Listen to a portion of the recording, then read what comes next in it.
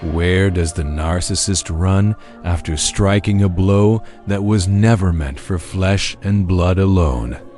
What happens when the arrogance of a human heart challenges the eternal order, believing a mask can hide the crime and a lie can outrun the truth? This is the central terrifying question that hangs over every person who has suffered the injury of betrayal, abandonment, and cruelty. The aggressor, blinded by pride, always miscalculates the true nature of their target. They convince themselves the wound they inflict is minor, temporary, and directed only at a powerless individual. They never pause to consider that by harming you, they have crossed an invisible line and provoked a force far greater than any earthly power. Before we begin this journey, it is a blessing to know from which part of the world you are watching and at what hour of the day God has guided you to this message. Truly, it is a joy to witness how the Lord gathers hearts from every corner of the earth, uniting them in one spirit and in one truth. The greatest strategic mistake the narcissist ever made was believing their cruelty would be confined to the human realm. They saw a person, an obstacle, a source of supply, or a target for their hidden emptiness, but they missed the profound spiritual truth that defines you. The attack was not merely a personal offense. It was an act of aggression against a covenant, an invisible shield that surrounds every soul committed to righteousness. The narcissist, in their blindness, saw you as someone disposable, easily crushed and silenced. They calculated the risk, weighed the immediate gain of their manipulation, and determined that the reward was worth the price. Yet, the price was infinitely higher than they could have imagined. They failed to understand a critical piece of spiritual geometry. When they touched you, they touched the apple of his eye. This powerful truth is not a poem or a metaphor. It is a sacred warning. The Bible tells us in Zechariah chapter 2, verse 8, "For thus says the Lord of hosts, after glory he has sent me against the nations which plundered you, for he who touches you touches the apple of his eye." Imagine the profound, staggering arrogance required to poke at the very eye of the Almighty and assume there will be no swift and undeniable consequence. The narcissist operates under the illusion of impunity. They believe their carefully constructed lies, their false charm, and their ability to discard others without remorse grant them a permanent pass from accountability. They have perfected the art of the quick exit, the sudden betrayal, and the gaslighting narrative, convincing the world and themselves that they are always the victor, forever above the fray. But this spiritual law declares the game over. The moment they lifted a hand, a word, or a scheme against you, they did not just sign your rejection slip. They signed their own death warrant to peace. Their action transcended the personal injury and became an act of spiritual defiance. It was a challenge to the heavenly throne itself. They moved from being merely cruel to being aggressively defiant, and that defiance triggered a response they were never prepared to face. The offense was recorded not in the dust of the earth, but in the permanent scrolls of eternity. This truth fundamentally changes the narrative of your pain. Your suffering, while real and agonizing, was not a sign of your weakness, but a catalyst for divine action. The aggressor thought they were merely dealing with an emotional human being. They did not realize they were disturbing a lion. The tears you cried were not signs of defeat. They were the fuel that ignited the defense mechanism of heaven. Every tear dropped was counted, every betrayal was notarized, and every lie was registered as evidence. The spiritual rule is simple. Those who walk under the covenant of protection cannot be touched without a response from the covenant holder. This is the difference between a random injury and a provoked defense. The narcissist did not just inflict pain. They provoked the unseen. They stirred a response in the courts of eternity, and the verdict was rendered the instant the offense occurred, long before you ever saw the outward consequence begin to unfold. They attacked your reputation. They mocked your kindness. They exploited your loyalty. In doing so, they demonstrated a spirit of profound hatred for the very virtues that reflect the light of truth. They repaid good with evil, not out of error, but out of a deep-seated rebellion against goodness itself. This is why their action was so grievous. It was not a mistake. It was a choice of spirit. They chose the shadow over the light, the lie over the truth, and cruelty over compassion. And now the focus shifts. It is no longer about their attack on you, but about the reaction their attack caused in the spiritual realm. The question is not, how do you recover? But, how can they escape the unfolding answer to their provocation? They believed the consequences would stop at your emotional distress, but they failed to see the spiritual fallout, the anger of the Almighty, the stirring of heavenly hosts, and the beginning of a hunt that leaves no shadow untouched. The foundation of their world, built on lies and manipulation, is already shaking, not because of your efforts, but because the unseen has been roused. They believed they could hide behind their public mask and their carefully managed narrative forever. They thought the darkness would always cover their deeds. But the Bible speaks of a time when everything hidden must come to light. The time of silence is over, and the time of accountability is already here. Their laughter is already turning hollow, their confidence is fading, and the sleep they once enjoyed is beginning to betray them. They sense a pressure, an unseen weight, closing in from every side. The narcissist may think they have won a small skirmish, but they have just initiated a war with an eternal and undefeated enemy. But that wasn't the whole story, for their heart harbors a deep-seated perversion that is truly terrifying. The heart that returns betrayal for loyalty, slander for compassion, and cruelty for kindness fails to grasp the severity of its error. This is the twisted seed sown by the aggressor, a profound spiritual miscalculation where evil is consciously chosen over good. The narcissist did not stumble into their offense. They deliberately chose the path of darkness because the light of your very existence was an intolerable irritation to their hidden emptiness. Their actions were a study in contradiction. You offered them a sanctuary of trust, and they responded by building a cage of deceit around you. You extended the warmth of genuine affection, and they repaid it with the cold, calculated withdrawal known as the discard. What kind of blindness convinces a soul that trampling on the innocent, mocking the faithful, and scorning the chosen one will ever go unnoticed? The scriptures had already declared the nature of this spirit long ago. God says in Psalm chapter 109 verse 5, "Thus they have repaid me evil for good, and hatred for my love." This is not simply a description of bad behavior. It is a clinical diagnosis of a soul at war with the truth. The spirit they carry is one of hatred against love, of venom against kindness, of cruelty against innocence. This internal conflict is what drove them to attack you. Your sincerity was a mirror reflecting the counterfeit nature of their affections. Your faith was a light exposing the deep shadows within their soul. Your stability threatened the chaotic illusion they relied on for power. Rather than repent, rather than humble themselves and allow the truth to break their pride, they chose to fight against the very one heaven had placed as a testimony of grace. The narcissists convinced themselves that they were strong because they could inflict pain without feeling remorse.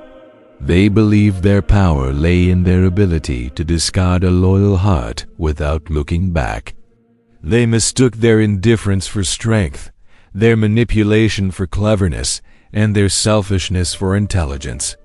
They smirked in their arrogance, imagining themselves the victor in a game where you were the simple, easily manipulated pawn. But heaven was watching. The celestial hosts were not silent. The throne of the Almighty was not indifferent to the suffering of the one who trusts in Him.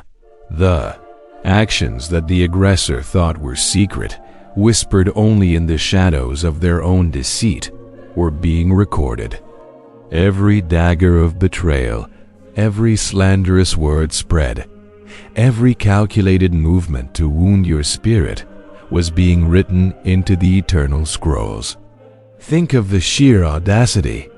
They were not just lying to their neighbor.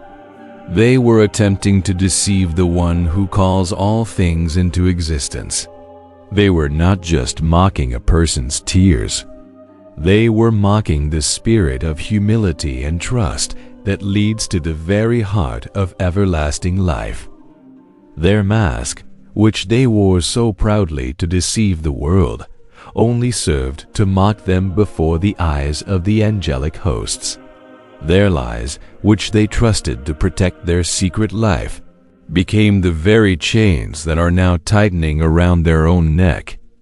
The greatest error in judgment was the failure to understand the identity of the one they attacked.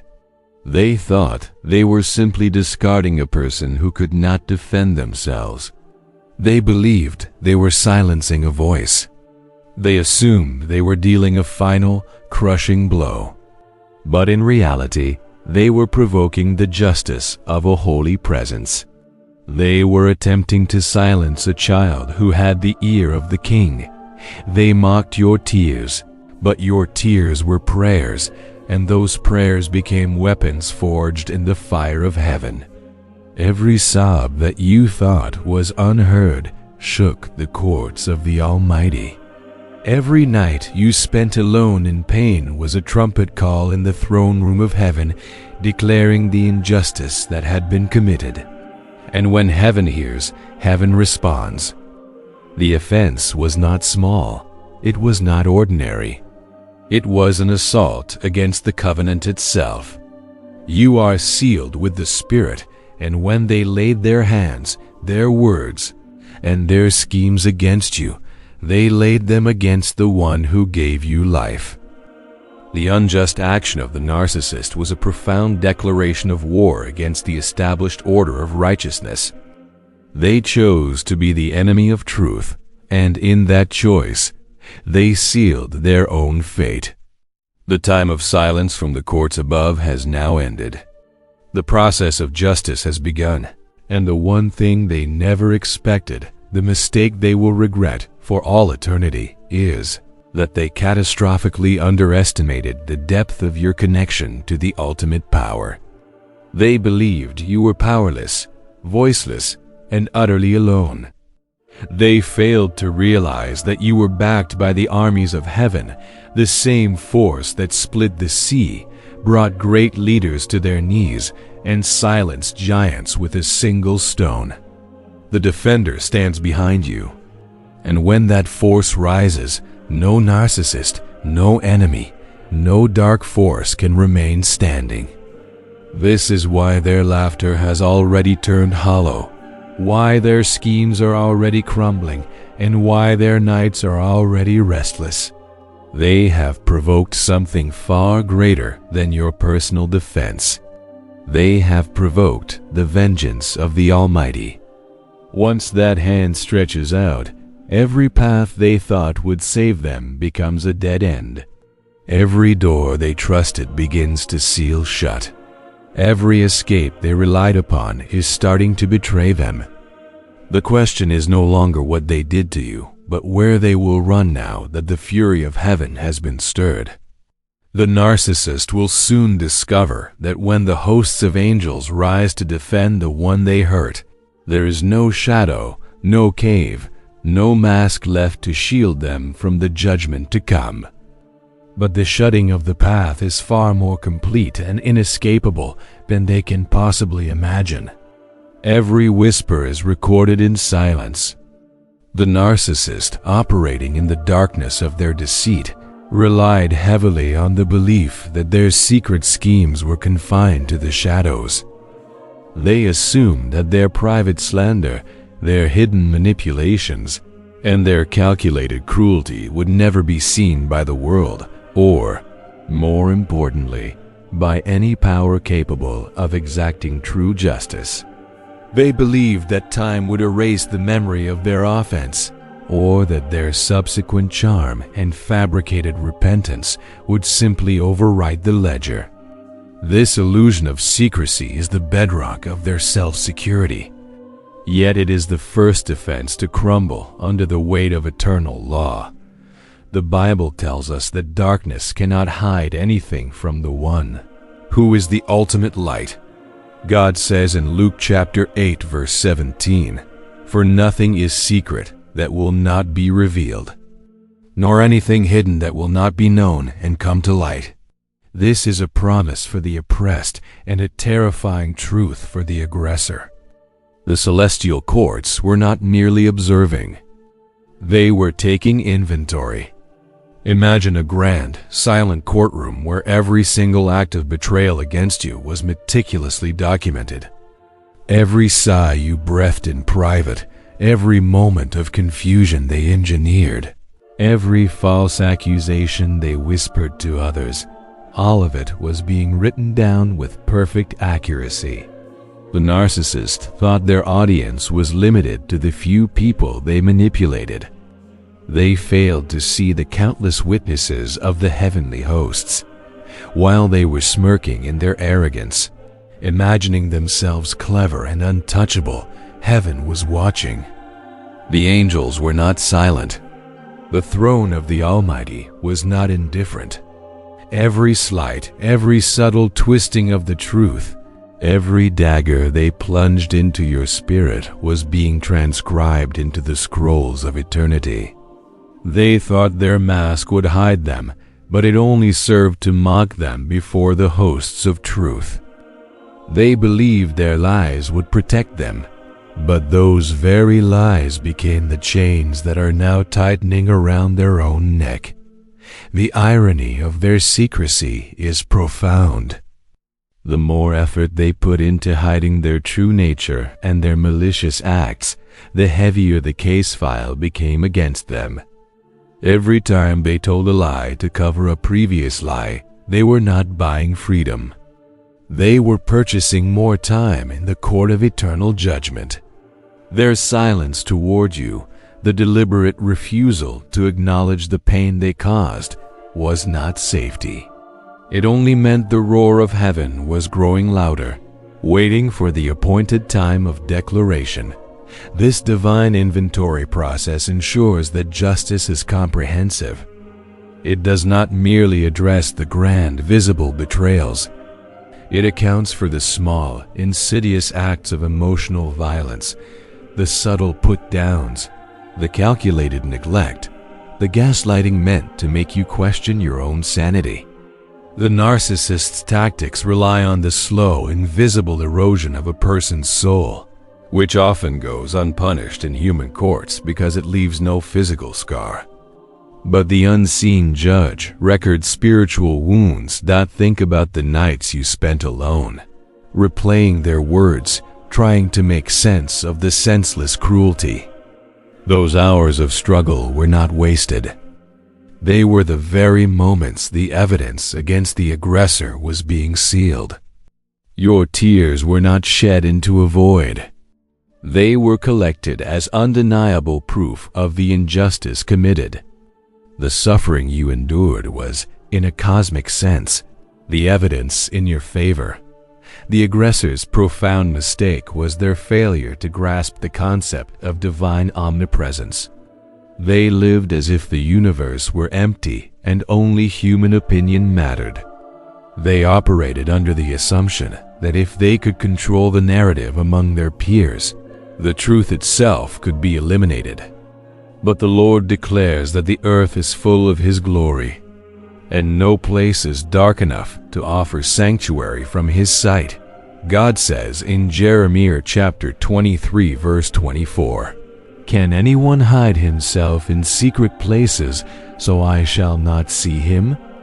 Says the Lord. Do I not fill heaven and earth? Says the Lord. There is nowhere to hide, not in the depths of their wealth, not behind the walls of their carefully guarded reputation, and certainly not within the confused minds of their flying monkeys. The very ground they walk on, the air they breathe, and the dark corners of their own minds are filled with the presence of the one whose justice they have provoked."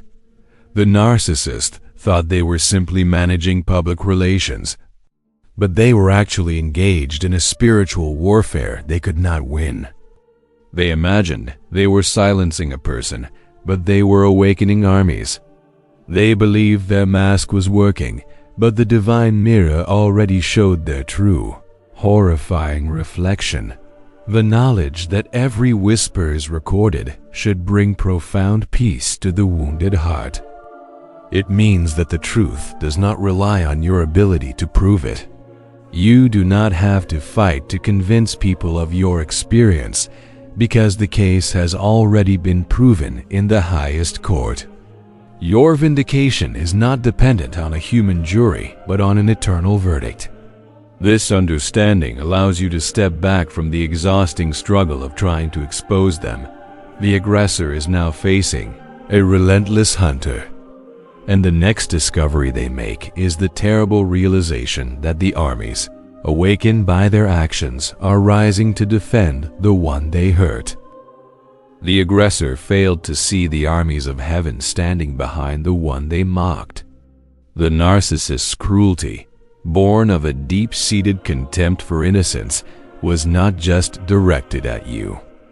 It was a brazen attempt to challenge the very authority that protects you. They thought they were confronting a mere individual, easily intimidated and quickly defeated. They did not grasp the profound reality that when they chose to fight, they challenged the unshakable defender. This profound spiritual error is rooted in their earthbound perspective. The narcissist sees only what can be manipulated: money, reputation, emotions, and social status. They believe that power is derived from control and fear. When they looked at you, they saw a person whose faith might make them vulnerable, whose kindness might make them a fool, and whose sincerity could be easily twisted. They assumed your lack of outward retaliation was a sign of weakness or, worse, helplessness. But God says in Psalm chapter 27 verse 1, "The Lord is my light and my salvation. Whom shall I fear? The Lord is the strength of my life. Of whom shall I be afraid?" This declaration of trust is the spiritual shield they tried to pierce.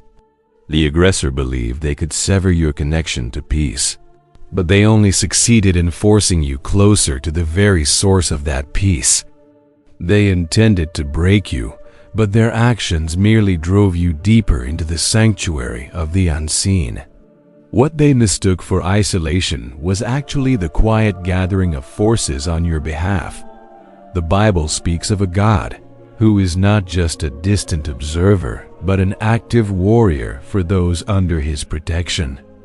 They did not know that the same presence who split the Red Sea for His people, who brought Pharaoh to his knees with overwhelming plagues, who silenced Goliath with a single stone in a boy's hand, is the very presence standing behind you now.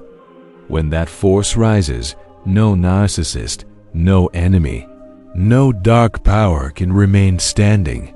This truth is the reason their laughter has already turned hollow. It is why their perfectly crafted schemes are already beginning to crumble around them.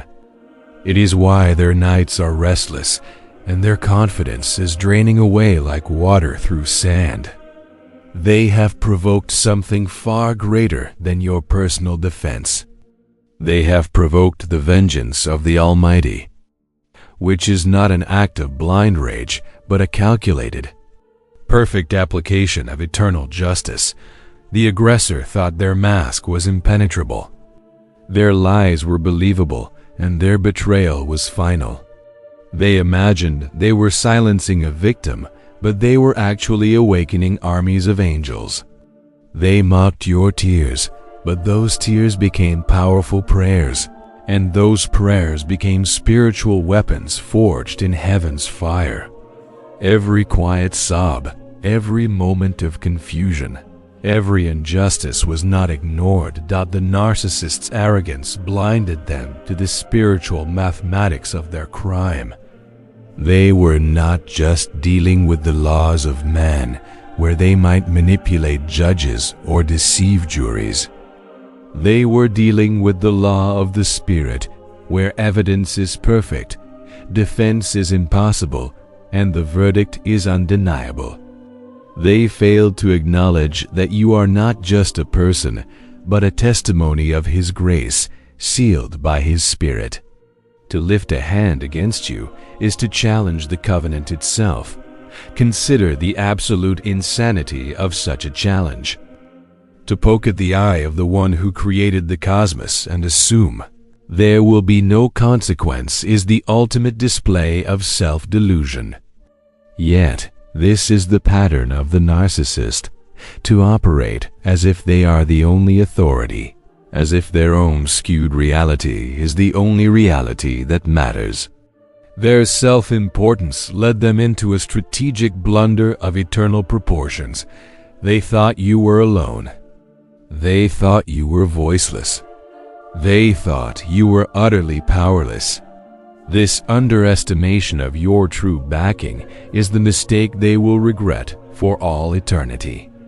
They did not know that the power defending you leaves no stone unturned, no corner unchecked, and no escape route open.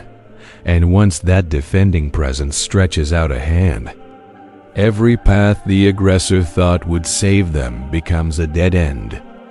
Every door they trusted to open for them is now sealed shut. Every false escape they relied upon is starting to betray them. The time for hiding is past, and the consequence is immediate and absolute. The question now is not what they did, but where they will run when the fury of heaven has been stirred. The one thing they rely upon most, their ability to simply disappear and start fresh, is the one thing that has been utterly removed from the map. No hiding place on earth remains.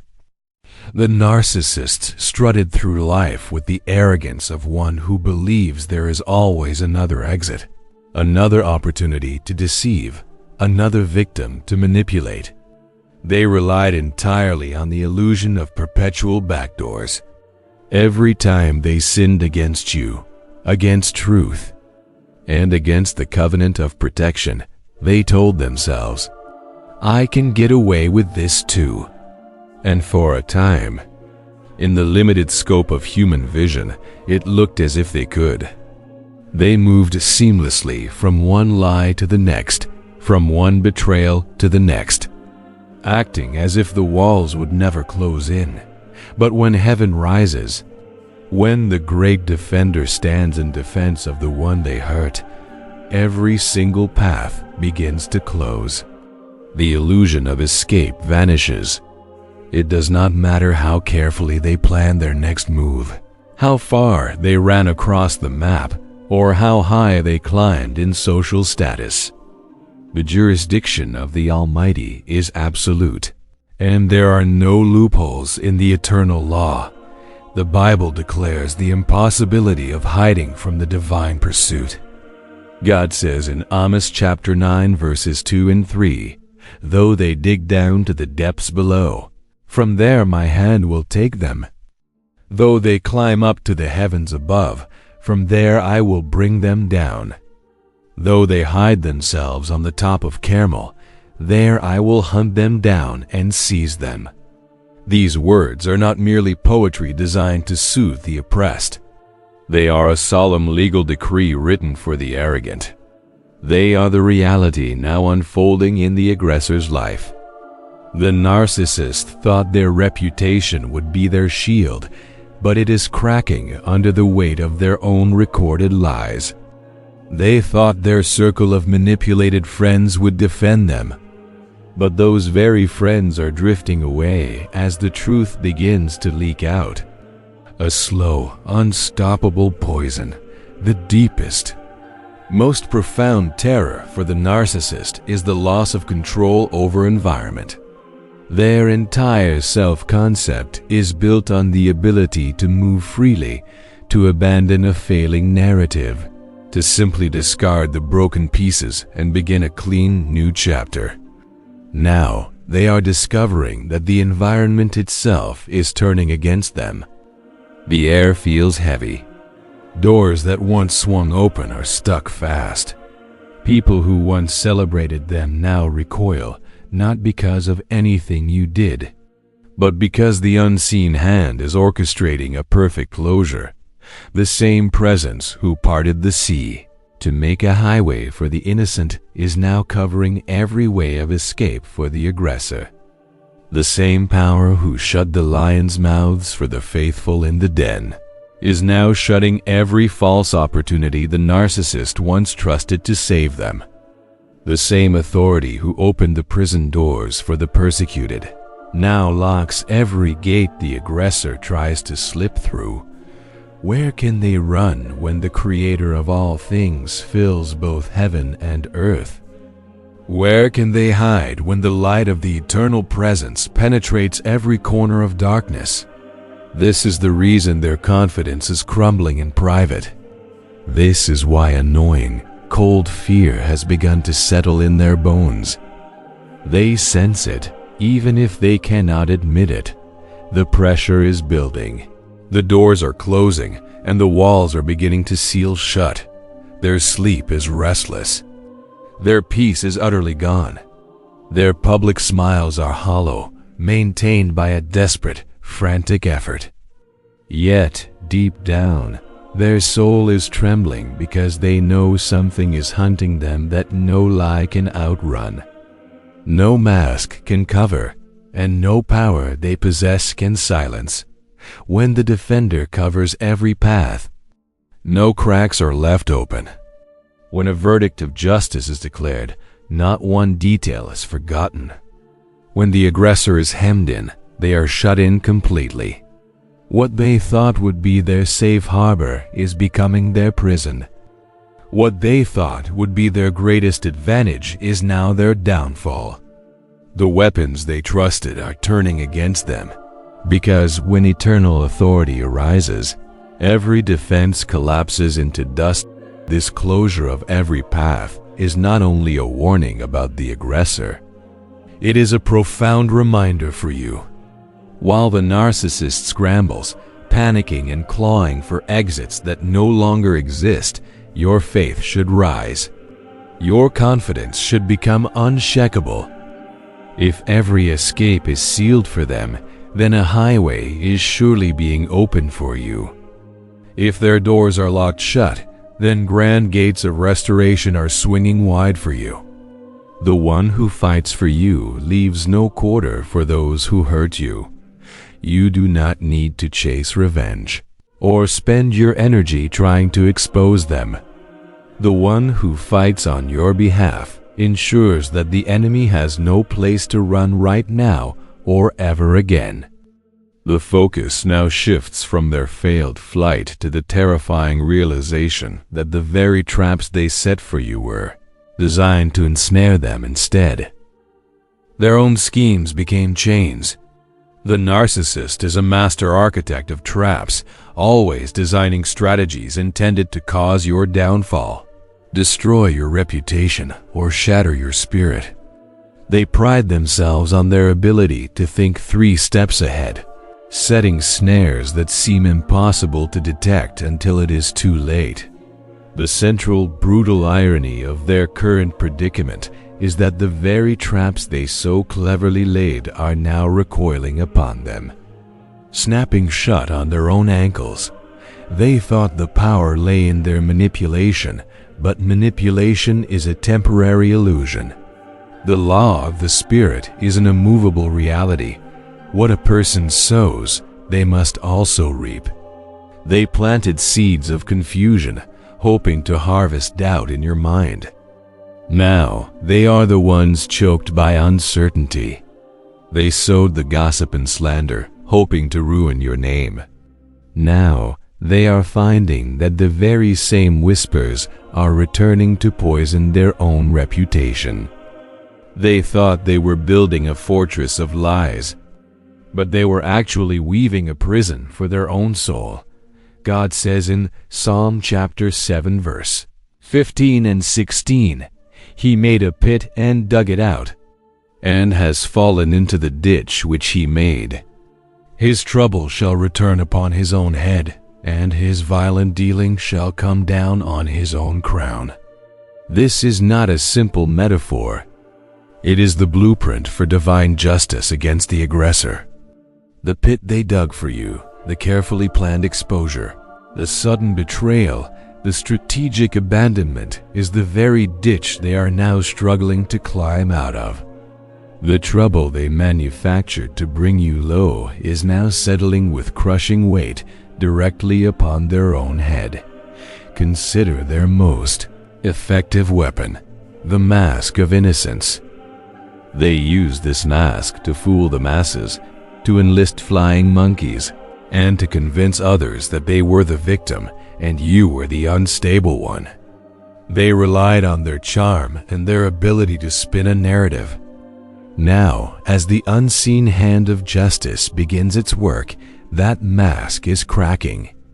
It is not being violently torn off. It is simply beginning to slip at the most inconvenient times. A flicker of rage in their eyes, a moment of uncharacteristic desperation. A small but undeniable inconsistency in their story. These are the subtle signs that the adhesive of deceit is failing. The narcissist assumed that by discarding you, they eliminated the evidence. They believed that by silencing your voice, they closed the case. They thought that their silence toward you meant safety. They failed to realize that the most powerful evidence against them was not your testimony, but their own actions. The records kept in the scrolls of eternity are based solely on the deeds of the aggressor, which are now being perfectly applied against them. Their schemes are betraying them in practical ways that are terrifying to their self-constructed ego. The people they alienated to isolate you are now the people who refuse to help them when they need it most. The resources they hoarded through deceit are beginning to dry up. The success they built on the backs of others is starting to look unstable, built on sand. The irony is further deepened by the psychological recoil. The narcissist projects their deepest fears, flaws, and hidden shamus onto their victim. They call you crazy, weak, or useless because those are the things they fear most about themselves. Now, as the divine net closes, they are starting to feel the things they projected. The confusion is their own. The weakness is their own. The feeling of utter uselessness and impotence is settling in their own heart. They cannot understand why they're tried, and true methods are no longer working. They try to charm, and the charm falls flat. They try to manipulate, and the manipulation backfires. They try to lie, and the lie is met with suspicion, even from those who once blindly followed them. This failure to control is the beginning of the prison they built. They are trapped not by a literal wall, but by the weight of their own history. Every lie they told is a brick in the wall of their cell. Every person they betrayed is a locked door. Every cruelty they inflicted is a chain around their spirit. The cleverness they relied on has become the very agent of their confinement. This process is relentless. The same power that closed every physical escape route is now ensuring that every psychological strategy of the aggressor fails. They cannot run. They cannot hide. And now, they cannot even scheme their way out of the predicament. But there is still one last, desperate attempt they make to outrun the consequences. A final burst of pride that believes it can reach beyond the limits of this world. Escape routes are hunted down and seized. The aggressor, facing the collapse of their ground-level schemes, often resorts to a final desperate burst of spiritual pride. They believe that if they cannot escape laterally by moving to a new location or finding a new victim, they can escape vertically. They imagine that distance or elevation can somehow place them outside the jurisdiction of justice. The thought is rooted in an old, pagan concept that different powers rule different realms, or that the divine sight is limited by the physical horizon. This arrogant fantasy of outrunning accountability is immediately contradicted by the Phagikoth, immutable laws of the universe. The Bible clearly states that no location, no matter how high or how deep, can offer sanctuary to a heart that has defied the covenant of righteousness. The very prophet who recorded the declaration of divine pursuit details the futility of this vertical escape. God says in Amos chapter 9 verses 2 and 3, "Though they dig down to the depths below, from there I will take them. Though they climb up to the heavens above, from there I will bring them down. Though they hide themselves on the top of Carmel, there I will hunt them down and seize them."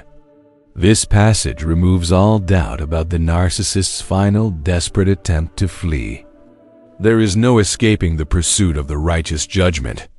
The aggressor may attempt to dig down to the depths below, perhaps by sinking deeper into their own self-protective denial, isolating themselves from all human contact, or surrounding themselves with material wealth and earthly distractions. They may try to bury their conscience under layers of vice and distraction, hoping the darkness of their interior life will offer a final hidden bunker. But the Word declares that even from that deepest place of self-deception, the hand of justice will take them. Alternatively, they might try to climb up to the heavens above. This is often manifested in a frantic attempt to achieve dizzying new heights of status, fame, or perceived spiritual authority. They might suddenly pursue a public platform, seeking validation from a new, larger audience, believing that if they stand tall enough, they will appear untouchable. They might leverage their final remaining resources to build an illusion of overwhelming success, thinking that great height will mask the ugliness of their foundation. But the Word is clear. From that height, they will be brought down. The reference to hiding on the top of Carmel speaks of the most secure, most visible, yet most inaccessible places. Mount Carmel was a place of prophetic significance, a place of public display and perceived holiness. The aggressor's final, most pathetic attempt might be to cloak themselves in a false display of virtue, attempting to hide behind a facade of piety or community involvement. They might appear charitable, reformed, or deeply spiritual, using the very structures of righteousness to conceal their unrighteous heart. Yet, even there, the hunt will find them and seize them. The crucial takeaway is that the pursuit of the aggressor is not passive. It is an active hunt. The consequences they face are not accidental misfortunes. They are the result of a deliberate, focused process initiated by their own actions. Every step the narcissist takes in flight, whether deeper into their denial or higher into their pride, is merely a step into a more tightly drawn net. Their fear is justified because the hunter is relentless, perfect, and unwearied. This knowledge should serve as an anchor for the heart that has suffered. You do not have to waste a single ounce of energy tracking their movements or worrying about their next successful escape. The work is being done by an authority that operates outside of human limitations and above the boundaries of time and space. The pursuit is already active, and the outcome is sealed. The aggressor's inability to escape physically is mirrored by a growing internal siege. The exterior paths are closed, and now the internal walls are beginning to collapse. The grand reputation they so desperately clung to is starting to fray, not by a single cataclysmic event, but by the slow, relentless pressure of reality being applied to their lie. The process of the inevitable harvest has begun. The mask cracks as the harvest rises. The narcissist's world is built on a simple premise. If the lie is convincing enough, it becomes reality. Their mask, that persona of charm, success, stability, and false innocence, is the scaffolding of their entire existence. Yet, when the pursuit of justice begins, the collapse is rarely a sudden, violent explosion. It is often a quiet, relentless pressure that causes the mask to lose its adhesion. Starting with small fractures, the consequences they thought would never arrive are now slowly, relentlessly suffocating their life. This is the unfolding of the law of the harvest. It is a spiritual principle that operates with the cold, perfect accuracy of physics. What is sown must be reaped. The aggressor sowed seeds of discord, and now they must harvest isolation. They planted lies, and now they are choked by confusion. They inflicted pain, and now their life is pierced by a sorrow that cannot be comforted. God says in Galatians chapter 6 verse 7, "Do not be deceived. God is not mocked. For whatever a man sows, that he will also reap." The crumbling begins not with thunder, but with subtle shifts in environment. Look closely at their life, and you will see the cracks appearing in the facade. They thought their money would be their shield, but suddenly, deals begin to fall through. Resources dry up, or unexpected expenses arise. They thought their wide circle of contacts would be their defense, but those connections now feel cold, distant, or increasingly suspicious. People who once celebrated them start to recoil, sensing an unseen shift in the atmosphere around the aggressor. This is the divine process of removing the scaffolding. The narcissist is dependent on external validation and success to maintain their internal fantasy of superiority. As the harvest rises, these external supports are systematically withdrawn. Opportunities that once flowed so easily suddenly become scarce. Doors that were once open to them are now shut. This is not coincidence. It is the purposeful, relentless application of divine law. The nature of the judgment is often a mirror of the crime. The narcissist used slander to damage your reputation.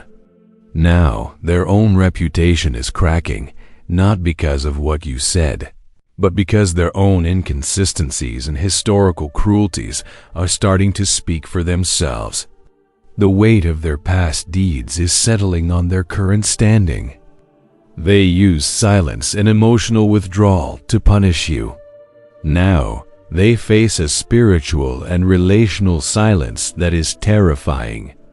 The quiet isolation of a person whose true nature is becoming visible to those who matter most.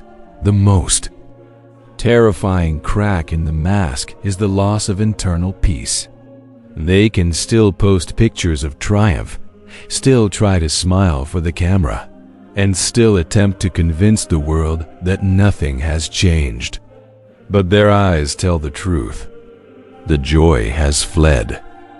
The artificial confidence has drained. The internal reckoning has begun. The shadow of judgment follows them wherever they turn, and they know, deep down, that the punishment has only just begun. Their mind is restless, tormented not only by the collapse of what has happened, but by the cold certainty of what is yet to come. The punishment is quiet, relentless, and suffocating. It is the way sleep refuses to visit their nights. It is the way peace evades their soul. It is the constant, low-grade terror of knowing that the control they relied on is now utterly gone. The aggressor is now facing a new, horrifying realization. The external success they fought so hard to create is becoming a hollow shell. They are still standing in the ruins of their own making, surrounded by the bitter fruit of the cruelty they planted in your life. The time for denial is ending, and the time for reaping is beginning. But the harvest is not just a loss of things.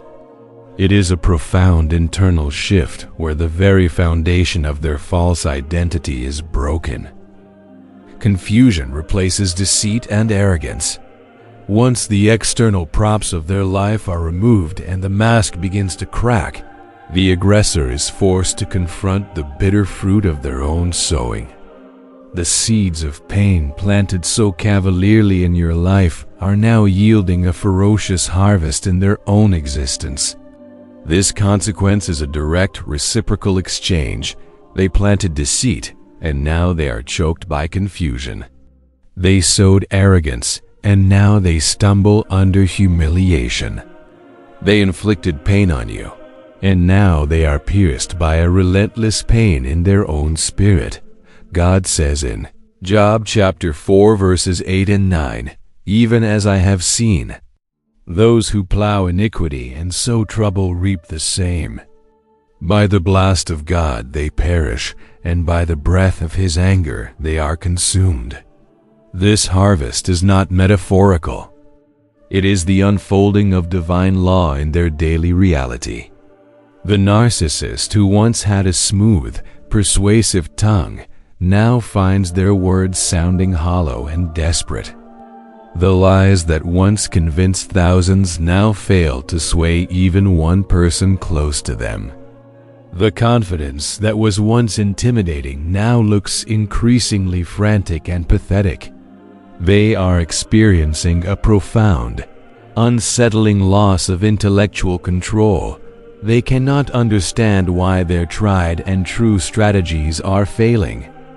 They try to spin a new narrative, but the old lies cling to the air around them.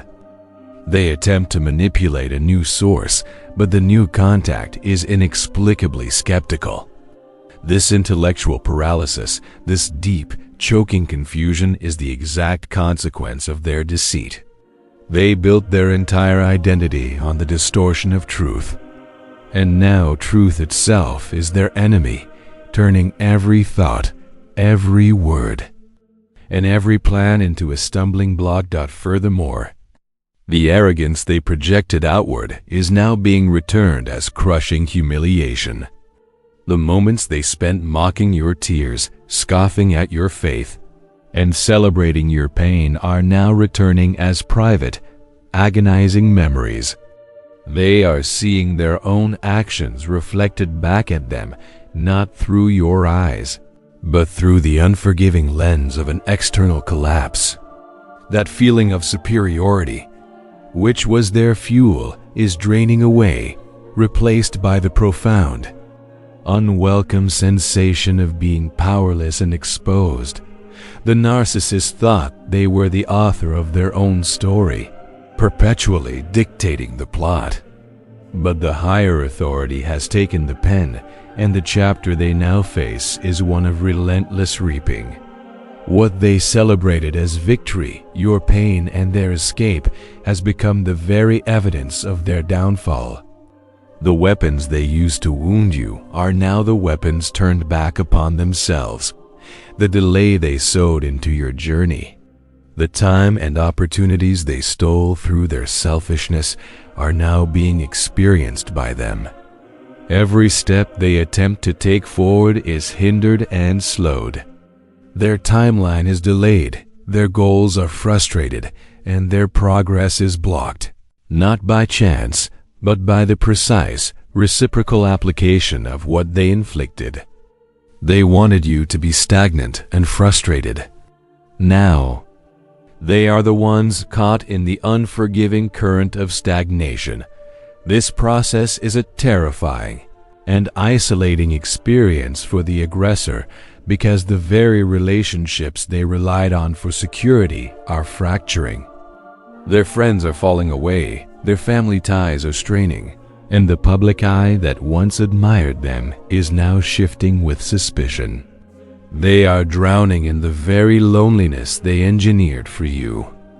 They may still try to smile, but their inner reality is one of utter, cold terror. The relentless weight of consequence is settling heavier and heavier on their life, and the contrast to your life is growing sharper by the day. As their night deepens, the light of your own dawn must inevitably rise. Guilt becomes the tormentor within. Beyond the external collapse of their schemes and the rising harvest of their cruelty, the aggressor is now facing a more profound and intimate form of punishment, the implosion of their own soul. The narcissist meticulously avoids feeling true guilt or shame, often projecting these heavy emotions onto their victim. They operate under a protective layer of self-justification and denial. Now, as every external escape route is sealed and every internal lie begins to fail, their own conscience turns against them, transforming their mind into a relentless, inescapable prison cell. This internal siege is quieter, yet far more destructive than any public exposure. It is the justice of allowing the weight of their own guilt to crush them from within. The peace that once fled your life has now completely evacuated theirs, replaced by a haunting restlessness they cannot medicate, manipulate, or talk their way out of. God says in Proverbs chapter 28, verse 1, "The wicked flee when no one pursues, but the righteous are bold as a lion." The wicked are now fleeing not from an external enemy they can identify, but from the relentless pursuit of their own mind. Their conscience, once silenced by pride and denial, is now reawakening, and its voice is louder than any public condemnation. The memories they thought they had buried deep within the soil of injustice are rising up in a terrifying chorus. The aggressor is haunted by the faces they hurt, the trust they shattered, the prayers they mocked, and the kindness they abused. These memories do not arrive as simple reflections. They are tormentors that echo in the night, transforming their own bedroom into a cell. Their mind, which they so expertly used to construct lies and engineer cruelty, is now turning against them, becoming the instrument of their own judgment. What they once thought was strength now betrays them. Their carefully constructed defenses are falling. The words that were once smooth and persuasive now sound desperate and hollow even to their own ears. Their confidence, once intimidating to others, now looks like a frantic, unsustainable act of desperation. Their once effective strategies now fall flat, failing to provide the psychological buffer they desperately need. This is the great undoing of the pervide narcissist's internal architecture. Their entire existence was based on the maintenance of a false self, insulated from reality by a shield of superiority. Now that shield is dissolved, and the naked, fearful truth of who they are, a person empty of genuine affection and defined by their own self-serving choices, is exposed to themselves. They are forced to live with the person they truly are. And for the aggressor, This is the deepest terror. They cannot sleep, not because of a threat outside the window, but because of the knowledge inside their own heart. They cannot find rest because rest requires peace, and peace requires reconciliation. Since they have refused reconciliation and denied all guilt, they must reap the reward of restlessness. They are alone with their own deeds, and the weight of their history is suffocating.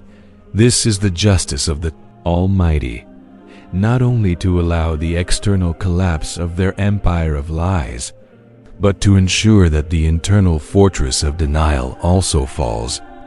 The external consequences, the lost money, the frayed relationships are just the backdrop to the main event, the shattering of the internal lie. The narcissist is now truly trapped, walled in by their own conscience, with nowhere left to run inside their own mind.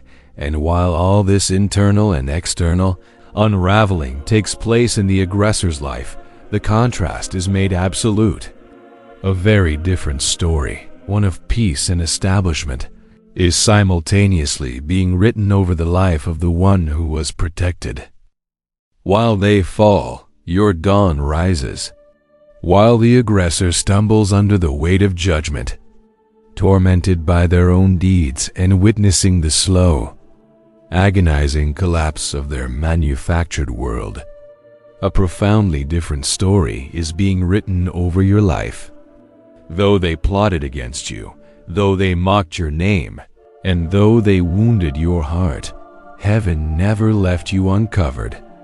What the narcissist intended to destroy you with has only positioned you to be lifted higher. What was meant for evil, the Almighty has already begun to turn for an undeniable, visible good. This is the great reversal of the kingdom. The darkness that consumes the one who betrayed you illuminates the path for your own restoration and peace.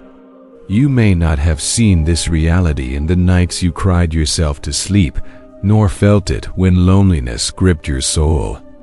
You may have felt abandoned when silence seemed the only answer. But while you thought the heavens were quiet, the armies of light were working. While you thought you were forgotten, the unseen hand was building a hedge of protection around you that no curse, no word, and no manipulation could penetrate. God says in Psalm chapter 30 verse 5, "For his anger is but for a moment, his favor is for life. Weeping may endure for a night, but joy comes in the morning." Your morning is now breaking. The deeper their night becomes, the brighter your dawn is allowed to rise. This contrast is not accidental. It is deliberate, designed to showcase the difference between those who walk in wickedness and those who are sheltered under his wing. The protection you experienced was not always loud, but it was always unshakable. It was found in the opportunities that never truly closed, even when people worked to shut them. It was in the unexplainable strength that rose in your heart when you felt you had nothing left to give. It was in the peace that visited you in the very center of the storm, a peace that defies human logic, explainable only by the unwavering presence of the Lord. As the aggressor's punishment deepens, your protection becomes undeniably visible. While they struggle for sleep, you find rest. While their relationships fracture and turn to dust, you discover faithful allies and genuine community. While their strength fails under the stress of their lies, yours is being renewed like the eagle's. This is not luck or coincidence. It is the fulfillment of a promise. The Bible declares in Isaiah chapter 54 verse 17, "No weapon formed against you shall prosper, and every tongue which rises against you in judgment you shall condemn." This is the heritage of the servants of the Lord, and their righteousness is from me, says the Lord. You are not merely surviving the experience. You are preserved. You are not barely holding on. You are powerfully shielded. You are not stumbling blindly. You are actively guided by the Spirit. Every fiery dart aimed at your soul was intercepted by the shield of His presence. Every scheme designed to break you has been flipped into a stepping stone for your destiny. Every betrayal that left scars has now become evidence of a powerful, immediate healing hand. While the narcissist scrambles in desperation, you are standing in a new strength. You are finally understanding that the silence of heaven was not neglect. It was strategy. The Almighty allowed the aggressor to believe they held the upper hand so that when the time came for the lifting, it would be clear to every observer that the victory was not won by your own might or wisdom, but by His Spirit. The focus is shifting. You are no longer the victim of cruelty. You are the testimony of His protection. You are no longer the one who was mocked. You are the one who is now being vindicated. As the aggressor's life unravels, yours is being rewoven with the threads of glory, favor, and restoration. This great reversal is the evidence the world needs to see, but the journey through suffering brings with it a purpose greater than mere reversal. It brings an eternal lesson that must be fully grasped. A hedge built against every weapon. The aggressor believed their victory was certain because they saw the tears and the pain, but they failed to see the unseen architecture of defense surrounding the one they targeted. Even in your weakest moments, a divine presence maintained a barrier against every curse, every word, and every manipulation. The protection of the Almighty is not a sudden flashy intervention. It is a relentless, unshakable shield that intercepts every fiery dart aimed at your soul. The protection you walked under was so absolute that no weapon formed against you could gain traction. The term weapon here is not limited to physical tools. It includes the psychological warfare of the narcissist, the gaslighting, the smear campaigns, the calculated rejections meant to inflict soul wounds. The aggressor launches these spiritual projectiles with malice, yet they land harmlessly against the hedge of the covenant. God says in Psalm chapter 91 verse 4, "He shall cover you with His feathers, and under His wings you shall take refuge. His truth shall be your shield and buckler." This image speaks not of a distant abstract idea, but of a close personal covering.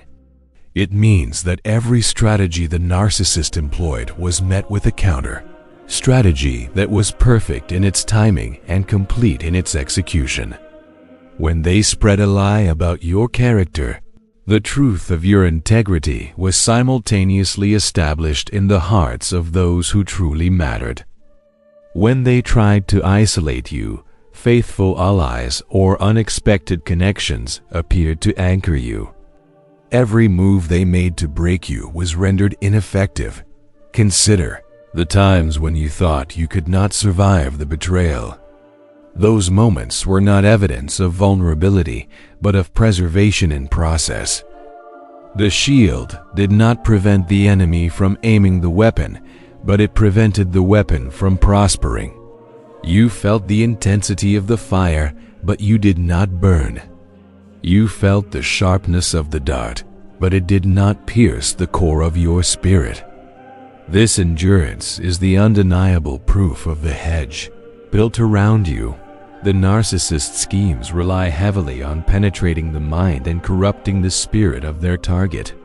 They want to instill self-condemnation, self-doubt, and hopelessness. But the spiritual covering ensured that these seeds of darkness could not take root. You may have struggled with doubt, but the foundation of your faith remained intact. You may have questioned your value, but the voice of truth, however quiet, always overcame the noise of their lies. The true function of this hedge is to preserve the destiny. The aggressor's ultimate goal is always to derail your purpose, to consume your future, and to erase your calling. But the unseen protection is a powerful force field against that eternal sabotage. The opportunities they tried to shut down for you remained open. The calling they tried to make you forget remains valid. The future they tried to steal remains secured. You were preserved, not by accident, but on purpose.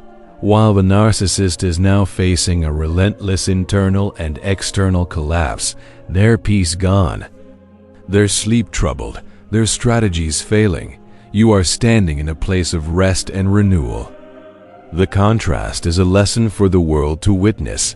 Those who seek to destroy the innocent will themselves be consumed by the weight of their own destructive intent, while those who trust in the covenant will be shielded and established. The experience of this powerful defense naturally leads to the ultimate question that every soul must ask after a season of suffering.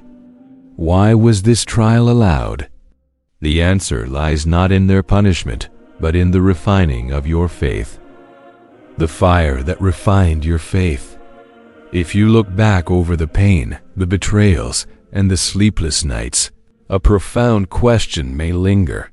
Why did the Almighty allow any of it to touch your life? Why was the aggressor not stopped before they spoke that lie, or before they lifted a hand against the one protected by the covenant? Why did the arrows fly if the innocent one was known and sealed? These are the questions that haunt the soul in the dark. Yet, hidden within those very questions is the eternal lesson heaven has been shaping within you. The lesson of faith that the Bible tells us that true faith is not forged in comfort. It is refined in fire. It is not a gift that arrives fully formed. It is a muscle that grows strongest when it is tested against overwhelming resistance. God says in 1 Peter chapter 1 verses 6 and 7, "In this you greatly rejoice, though now for a little while, if need be, you have been grieved by various trials, that the genuineness of your faith, being much more precious than gold that perishes, though it is tested by fire, may be found to praise, honor, and glory." The season you walked through was not abandonment. It was deliberate training. Every tear was watering a seed of endurance. Every betrayal was not a final defeat, but an act of chiseling away your dependence on people, anchoring your trust deeper and solely in the ultimate source of power. Every night you feared you could not survive was a night heaven whispered, "You will not die here. You are being prepared." While the narcissist believed they were breaking you, what they were truly accomplishing was helping to shape a faith they could never comprehend. Their cruelty pushed you closer to the presence they hated. Their attacks drove you deeper into true prayer. They forced you to trust, not in human status, not in your own cleverness, but in the one who sits enthroned forever and whose justice is absolute. Now, as the external judgment falls upon the aggressor, wisdom rises in you. You can see what was invisible before. The cruelty of the aggressor was the necessary soil where the deep, unshakable roots of your faith were allowed to grow. Those roots are now so deep that they cannot be pulled up by any future storm, any slander, or any fresh betrayal. This is why the eternal truth of the covenant becomes more than just words. It becomes your personal, lived testimony. God says in Romans chapter 8 verse 28, "And we know that all things work together for good to those who love God, to those who are called according to His purpose." Even betrayal is woven into blessing. Even rejection is turned into redirection. Even heartbreak becomes the canvas upon which the Almighty paints a masterpiece of restoration. The narcissist thought they were writing the final crushing chapter of your story. But faith reveals they were only writing the introduction to your victory. You now understand that you were never fighting mere flesh and blood. You were standing in the midst of a spiritual war, and your scars are not marks of defeat. They are proof that the spirit of the covenant within you is greater than the cruelty deployed against you. The greatest inheritance of this painful season is not only the downfall of your enemy, but the unshakable confidence that the one who carried you through the fire will never, ever forsake you. This refinement is essential because the process is not yet over. The punishment is still unfolding for the aggressor, and the restoration is still unfolding for you. If the faith refined in this fire holds fast, if you refuse to let bitterness poison your trust, and if you choose to see beyond what was taken to what is being built, you will walk into the next chapter not as a victim, but as a witness that suffering is never wasted in the hands of the Almighty. This assurance, anchored deep within your spirit, prepares you for the final, visible outcome where your endurance is honored and your pain is vindicated. Wounds are turned into victory's proof. The scars carried from the battle are not emblems of shame or perpetual victimhood. They are, in the divine economy, evidence that destiny cannot be erased by any storm. The narcissist intended for the scars to mark you as broken and disposable, but the higher authority has transformed them into powerful testimonies of endurance and undeniable proof of healing. Your wounds, now closing and hardening, are visible signs that you endured the battle and that the spirit within you is victorious. God says in Psalm chapter 147 verse 3, He heals the brokenhearted and binds up their wounds. The wounds the aggressor inflicted were meant to be the final chapter. But the covenant promises a binding up, a complete healing that turns the source of pain into the source of power. The pain inflicted has not just gone away. It has been transmuted. It has become a new language, a language of empathy, resilience, and unshakable truth that allows you to connect with a depth that the aggressor can never attain. Think of the scars now. They testify that you were never abandoned, never forsaken, and never outside of the protecting reach. Each line of scar tissue is a line of evidence in the court of heaven, proving the aggressor's malicious intent and, simultaneously, proving the perfection of the divine defense. They are visible reminders that you were not merely surviving. You were preserved on purpose. The aggressor's profound error was believing that they had the final say over your narrative. They thought that by leaving you wounded, they had established their power forever. They did not understand that the one who fights for you specializes in the great reversal, turning every point of weakness into a point of profound strength. The very moments they pointed to as your failures or flaws, your vulnerability, your kindness, your ability to love deeply, are the precise qualities that allowed you to withstand their darkness. You carry the proof that storms cannot erase destiny. You bore the burden of betrayal, and now those very scars shine forth as evidence that the spiritual architecture of your life is built on a rock that cannot be shaken. The trauma they inflicted has been used as a catalyst for spiritual growth, forcing a dependency on truth that no easy circumstance could ever replicate. The strength that has now settled within you is quiet but absolute.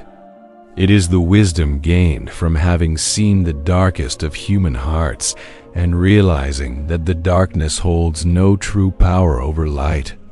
The fear they tried to instill has been replaced by a bold confidence, not in your own abilities, but in the certainty of the promise. You were tried in the furnace of betrayal, and you emerged as pure gold. With every impurity, every reliance on human approval, every fear of abandonment burned away as the narcissist stands exposed and broken by the weight of their own deeds. The lesson resounds louder than their cruelty ever did. The Almighty defends His own. This is the story the world will see. This is the truth your enemies cannot deny. This is the conclusion of every battle where righteousness suffers for a time but triumphs eternally. The scars are the final preparations for the moment of vindication. Having seen the collapse of the aggressor, having understood the protection over your life, and having absorbed the deep lesson of faith, you are now ready for the final, thundering declaration from the eternal courts. The stage is set for the culmination of justice, where protection and punishment converge. The undeniable verdict of eternal law. Now, the journey arrives at the moment toward which everything has been pointing, the final, absolute conclusion. This conclusion is not written by human hands, nor can it be altered by earthly powers. It is sealed in the courts of eternity. After the aggressor's unjust actions, after the collapse of their false escapes, after the punishment has begun, and after the refining of your faith, there comes a final declaration. It is not whispered. It is thundered. It is not uncertain. It is undeniable. Justice belongs to the Lord. God says in Romans chapter 12 verse 19, Beloved, do not avenge yourselves, but rather give place to wrath. For it is written, Vengeance is mine, I will repay, says the Lord. This verse is the anchor of your final peace. You do not have to wonder if the narcissist will get away with their deeds. You do not have to fear that their lies will outlive the truth. You do not have to question whether your pain mattered. Heaven's gavel has already struck, and the ruling is eternal. The aggressor will reap exactly what they have sown, and the one they hurt will rise with everything promised by the covenant. Picture the scene now. The very ones who exalted themselves are being humbled in front of the same audience where they once mocked you. The very hands that reached out to harm you are tied by the weight of their own recorded guilt. The same lips that lied against you are silenced by undeniable exposure. And while their world collapses into the dust of their deceit, you stand clothed in the peace of the covenant, preserved by mercy and crowned with restoration. This occurred not because you shouted louder or fought harder, but because the commander of all hosts fought on your behalf. This is the climax of the entire struggle, your vindication. The tables have turned, the story has flipped, and the testimony is clear for all to see. The Almighty is not mocked. His children are never forgotten, and justice is never delayed forever. You endured the storm, and now you carry the proof that storms cannot erase destiny. You bore the scars of betrayal, and now those very scars shine as evidence that you were always under his reach. The narcissist may ask, "Where can I run now?" And the answer echoes through eternity. There is nowhere to run from the justice of the Lord. The battle is won. The great reckoning has been declared, and the long, weary struggle is finally over. Allow the peace that surpasses all understanding to settle deep into your spirit.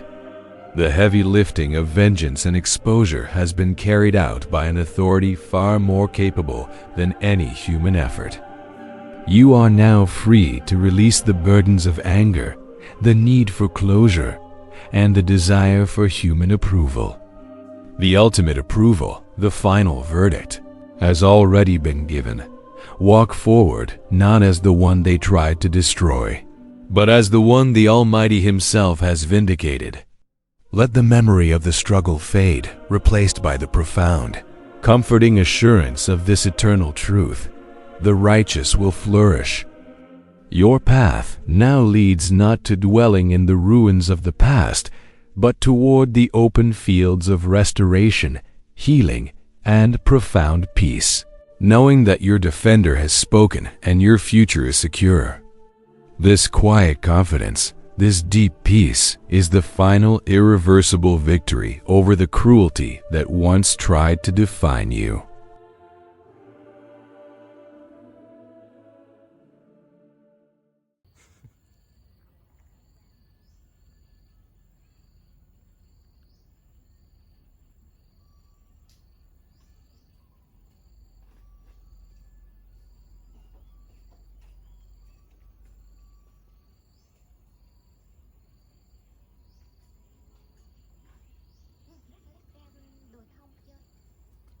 Hả? Đồ thông là gì? Quá nè.